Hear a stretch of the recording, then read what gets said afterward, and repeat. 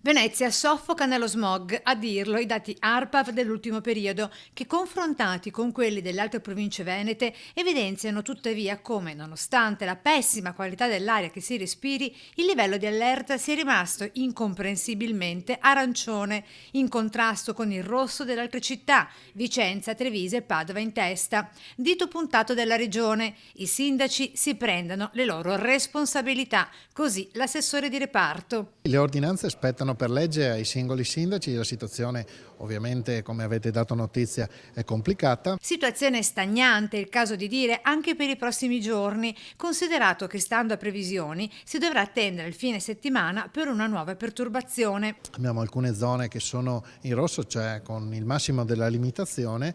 Ovviamente le previsioni meteo non danno pioggia e quindi siamo preoccupati anche per le prossime giornate. Insomma, è tempo di agire con misure anche drastiche a tutela della nostra salute. La Regione ha investito 965 milioni di euro su vari fronti, rinnovamento del parco mezzi, piuttosto che l'efficientamento energetico degli edifici, la rottamazione delle vecchie stufe, la rottamazione delle vecchie auto, eccetera, eccetera.